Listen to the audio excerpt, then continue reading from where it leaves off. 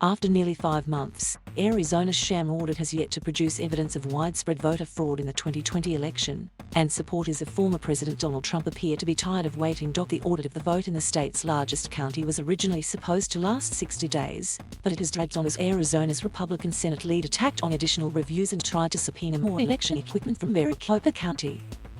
Cyber Ninjas, the contractor that was running the show for months, suggested in July that it may have found tens of thousands of fake ballots, but it couldn't be sure without more information from the county.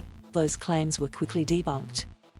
Cyber Ninjas was supposed to submit an initial report of its findings to the Senate on August 23, but failed to do so because its CEO Doug Logan and 2 others were said to have contracted serious cases of COVID-19. After multiple delays, the Senate's lawyer told the Arizona Republic on September 1 it would be at least 2 weeks before Cyber Ninjas delivered any of its reports on the audit, and that one of the reports hadn't even been written yet. With no end in sight, 2 of Trump's staunchest backers in the state said Wednesday that the continued wait is unnecessary. They've already seen enough, and the election should just be decertified. State Senator Wendy Rogers and Representative Mark Finchem made the proclamations on Twitter on Wednesday within minutes of each other, calling on the state to recall its electors and decertify the election. "Do we need any more evidence?" Rogers tweeted. Of course, Arizona cannot decertify the 2020 election and Joe Biden is president.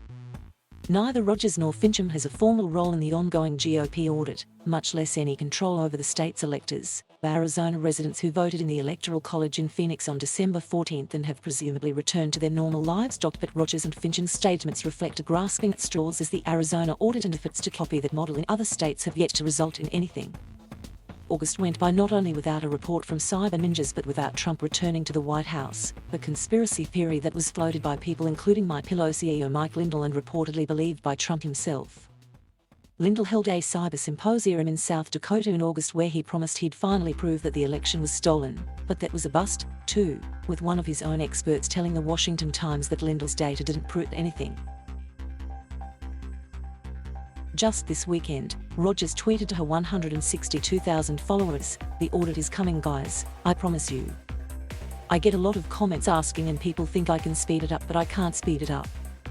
Also, other information is coming out I can't disclose. Just know that it is all going to happen and this is real. Keep the faith." Rogers, who has been popping up at pro-audit events across the country this summer, has been calling to decertify the election since July and collecting signatures on a petition to recall the state's electors.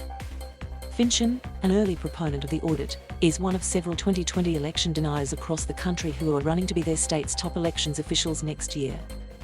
Neither immediately responded to a request for comment Wednesday.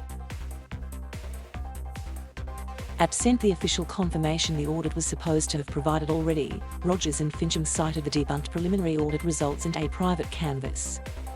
The latter refers to pro-Trump volunteers who have started canvassing neighborhoods themselves, asking people to verify their voter registration and who they voted for. The Arizona audit was supposed to include door-knocking voters, but that part of the plan was axed when the Justice Department sent a threatening letter suggesting it could constitute voter intimidation. As the Arizona Republic reported last week, these volunteers are working with a phone app whose origins are unknown that gives them the names, addresses and publicly available voting information of Arizona voters and maps them out to guide their canvasses. It's all organized by Liz Harris, who lost a race for the state legislature in 2020, the Republic reported. Harris put out a report on Tuesday claiming that the canvass had uncovered almost 300,000 ineligible ballots and recommended that the state ban voting by mail. The report says it's covered photos of a vacant lot that cast 2 mail-in votes, but ABC 15's data reporter Garrett Archer quickly discovered that there is, in fact, a house on the property. Rogers also pointed to a report released Tuesday by Seth Keshel, the former Army captain who has been named by Trump in recent months for his claims alleging sufficient voter fraud across the country, including Arizona, to hang Trump the presidency. Keshel has been putting out these reports since last year and they've been repeatedly debunked by elections experts and reporters, as was true for Tuesday's document. The election in Arizona, as in every state, has already been audited multiple times without finding evidence of widespread voter fraud.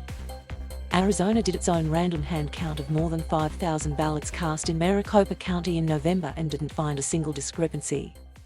The county itself, which is Republican-run, has also had 2 independent firms review its elections equipment, which also found no issues. Biden won Maricopa County by about 45,000 votes. Neither Senate President Karen Fann nor Cyber Ninjas immediately responded to a request for comment Wednesday on when the Arizona audit will ultimately conclude.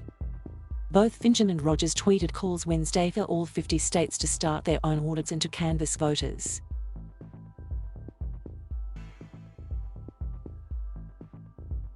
Thank you for watching. Please subscribe.